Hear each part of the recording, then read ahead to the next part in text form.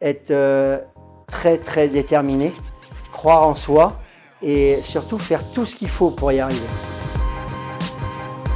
Quand j'ai arrêté, j'ai eu la chance d'avoir un coup de fil un jour et on m'attendait chez Eurosport à la direction pour me proposer de devenir consultant pour les Grands Prix moto. Donc ça a été un élément déclencheur extrêmement important pour la suite de ma carrière, de ma vie en général.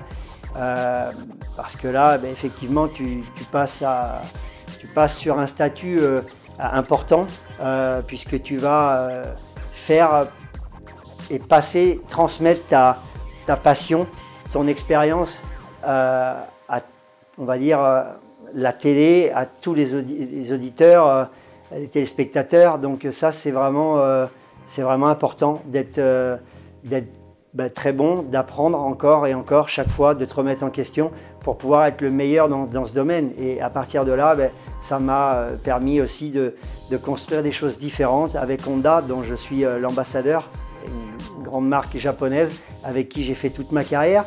Et puis les partenaires de toujours.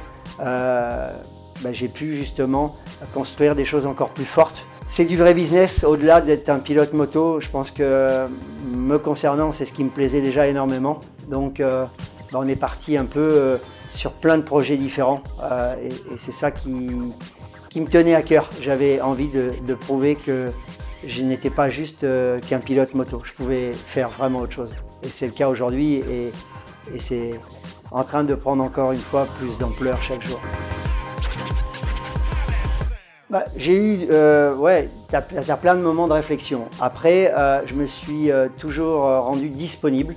Et à l'époque, quand je pilotais, j'ai eu déjà beaucoup de chance de pouvoir apprendre un petit peu ce métier de consultant avec Rémi Tissier, qui était vraiment le nom de la moto et qui l'est encore et qui le restera toujours parce que c'est quelqu'un qui connaît parfaitement ce sport et qui nous a aussi en même temps donné la chance de pouvoir nous exprimer. Et voilà, j'ai passé d'excellents moments avec lui quand j'étais encore pilote parce que je venais commenter les catégories supérieures. Et puis à partir de là, je pense que le binôme fonctionnait bien. C'est vrai que des fois ça marche, des fois ça marche pas. Mais là, en l'occurrence, ça présageait peut-être de quelque chose dans un avenir proche. Donc, et puis aussi, mes partenaires le voyaient et s'intéressaient à ça et m'ont dit c'est bien ce que tu fais et si on peut encore t'aider à grandir, on le fera. Être très déterminé, croire en soi et surtout faire tout ce qu'il faut pour y arriver. Jamais laisser quelque chose comme ça au hasard. Il n'y a pas de place à l'à peu près.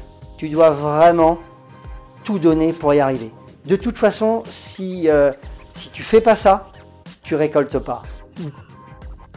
C'est de l'à peu près. Et tu le vois, rien que dans le comportement du sportif.